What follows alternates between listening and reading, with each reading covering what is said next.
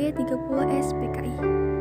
Film ini disutradarai oleh Arifin Nur yang dirilis pada tahun 1984. Film ini menceritakan masa menjalannya kudeta di mana 7 jenderal diculik dan dibunuh oleh PKI dan TNI Angkatan Udara.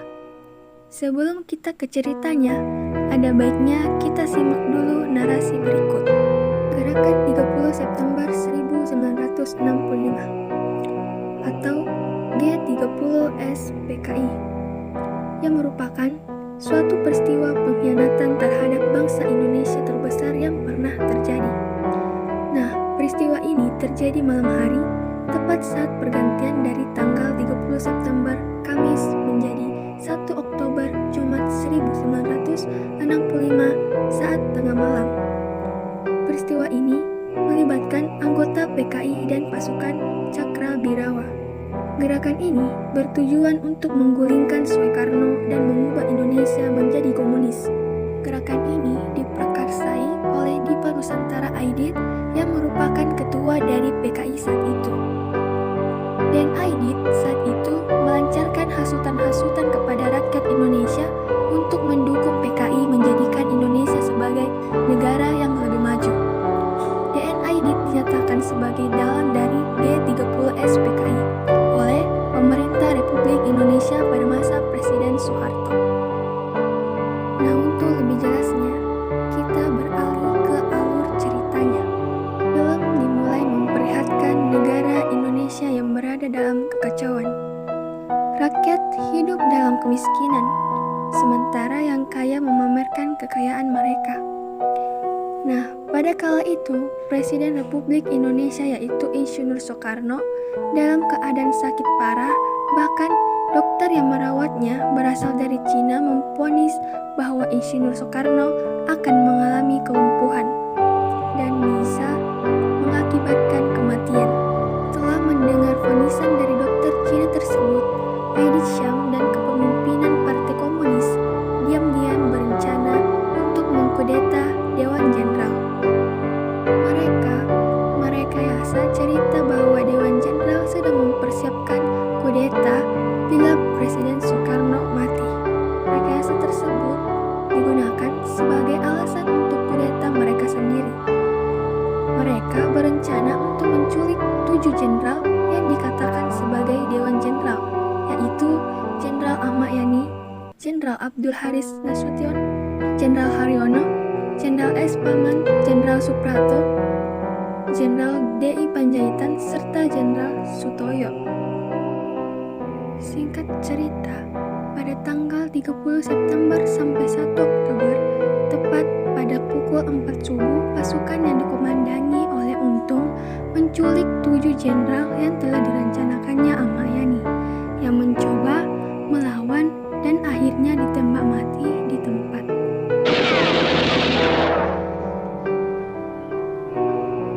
Sedangkan Jenderal Ahmad Nasution melarikan diri dengan melewati tembok.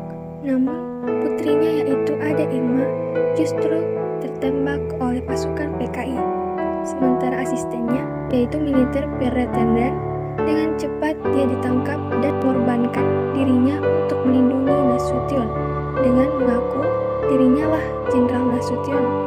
Di sisi lain, Jenderal D.I. Panjaitan ikut dengan rela mengikuti pasukan tersebut.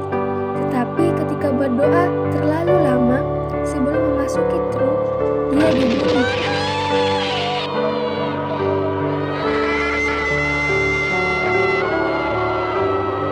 Sedangkan jenderal yang tersisa dibawa ke G30S PKI di Lubang Buaya. Di Lubang Buaya, para jenderal disiksa dengan tidak manusiawi.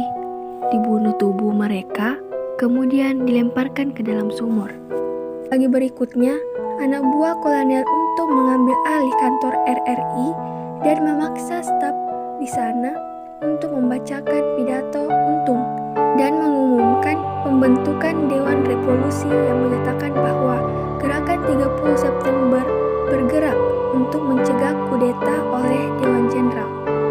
Karena ada kekosongan kekuasaan, dengan meninggalnya Yani, Soeharto mengambil kembali sementara Angkatan Darat merencanakan serangan balik dengan anak buahnya. Bahwa saya telah mengambil komando dan pimpinan sementara Angkatan Darat agar tidak terjadi kekosongan pimpinan. Namun, bagaimanapun, Soeharto tidak mau memaksakan pertempuran. Soeharto malah menyatakan bahwa ia akan memberikan pengumuman lewat radio yang disampaikan setelah pasukan yang setia kepadanya merebut kantor RRI. Pengumuman ini menguraikan situasi kala itu, menggambarkan gerakan 30 September sebagai kontrak revolusioner dan menyatakan Angkatan Darat berurusan dengan kudeta ini. Beberapa waktu kemudian, pasukan di bawah kepemimpinan Soeharto menyerang sebuah markas G30S PKI. Sementara tentara yang berfasilitas dengan PKI melawan Soeharto.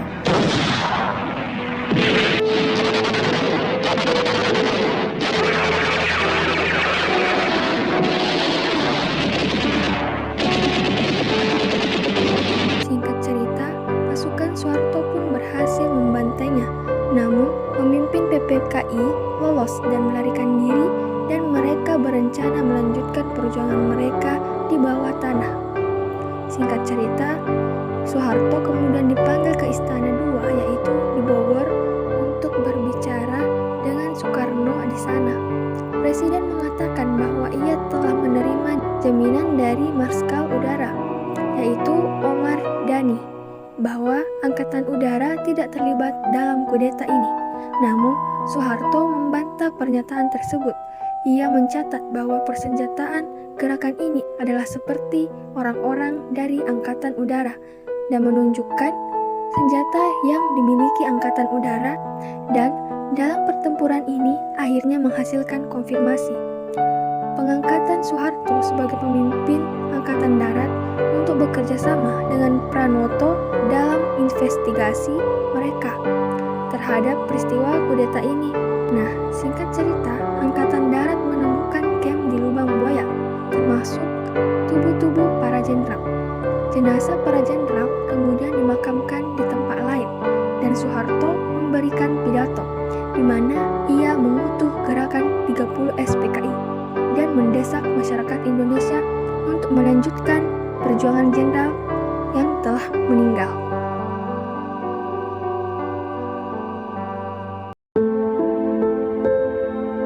Assalamualaikum warahmatullahi wabarakatuh. Alhamdulillahirabbil alamin. Wassalatu wassalamu ala asrofil anbiya'i wal mursalin, sayyidina wa maulana wa ala alihi wa sahbihi ajmain.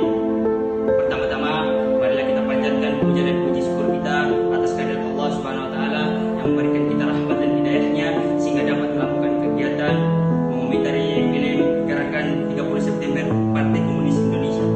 Baik, perkenalkan, nama saya Muhammad Azifar Roji dari ATN 6, Prodi Hukum Tata Negara Fakultas Syariah. Dan di sini saya akan mengomentari film dari gerakan 30 September Partai Komunis Indonesia. Film pengkhianatan gerakan 30 September Partai Komunis Indonesia akan menjaga kesadaran kita bahwa apapun yang terjadi di negara ini tidak boleh ada sedikit pun ruang bagi ideologi komunis. Ingat, menyikapi pro kontra yang terjadi di masyarakat akhir-akhir ini tentang pemutaran kembali film tersebut, bagi saya dukungan penuh ada terhadap setiap institusi menggagas aktivitas nontonnya bersama. Anak-anak muda yang akan melanjutkan estafet bangsa ini harus terus diingatkan bahwa ancaman untuk merusak negara kesatuan Republik Indonesia dan mengganti Pancasila akan terus ada selamanya Republik ini berdiri. Agar anak-anak muda maju, jangan sampai berbangga diri berdiskusi dan bicara komunisme, sementara jauh waktu silam terjadi kekejaman Partai Komunis Indonesia di tanah air tercinta. Anak-anak muda harus menyerap dan mengamalkan nilai-nilai Pancasila, nilai-nilai agama, nilai-nilai yang dibumikan, peristiwa berdarah dan pembantaian yang kejam terhadap para jenderal tahun 65 serta pemberontakan tahun 49 di Madiun sudah cukup mendasar, harus dilarang sepanjang sejarah Indonesia selama negara ini masih berdiri tegak dalam kemerdekaan. Bismillahirrahmanirrahim. Assalamualaikum warahmatullahi wabarakatuh. Baik, terlebih dahulu perkenalkan, nama saya Andina Damakifira AS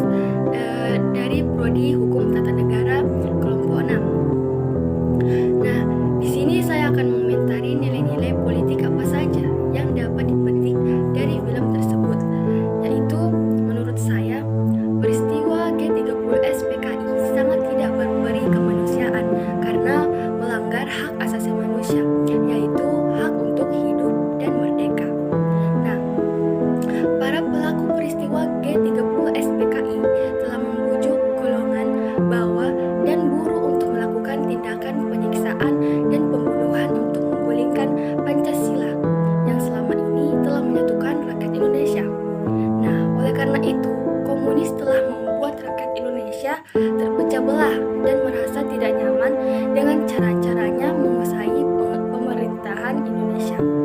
Nah, nilai yang dapat diambil dari peristiwa G30 SPKI di tahun 1965 yaitu bahwa Pancasila sebagai ideologi negara telah bersifat final. Nah, setiap usaha untuk menggantikannya niscaya akan berujung pada tragedi perpecahan, bahkan pertumpahan darah.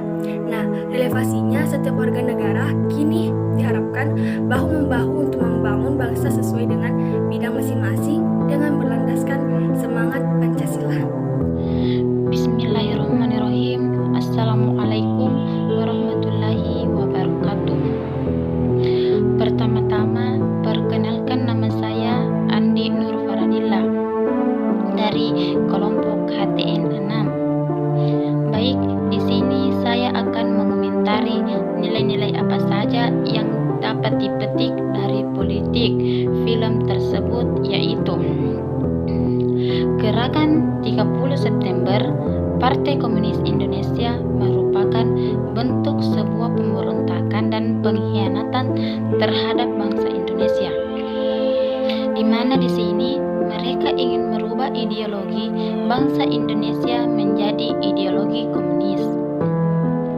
Aksi yang dilakukan oleh Gerakan 30 September sudah menjadi bagian sejarah bagi Indonesia, sehingga pemerintah perlu memiliki satu suara dalam menunjukkan bahaya dari komunis dan gambaran bahwa tidak berlakunya sistem komunis di Indonesia. Bung Karno pernah berkata, "Jas merah, jangan sekali-kali lupakan sejarah." Karena itu, kita haruslah paham bagaimana pengkhianatan dan kekejaman yang dilakukan PKI kepada bangsa Indonesia. Dari peristiwa ini, kita bisa juga belajar bahwa Tuhan tidak mengubah nasib suatu bangsa sebelum bangsa itu mengubah nasibnya sendiri. Generasi muda juga harus belajar bahwa sebagai penerus bangsa jangan pernah melihat masa depan dengan buta. Kita harus pergunakan peristiwa masa lampau yang dapat dijadikan kaca belah begala daripada masa yang akan datang. Seperti perkataan Presiden Indonesia, janganlah melihat ke masa depan dengan mata buta. Masa yang lampau adalah berguna sekali untuk menjadi kaca bengala daripada masa yang akan datang.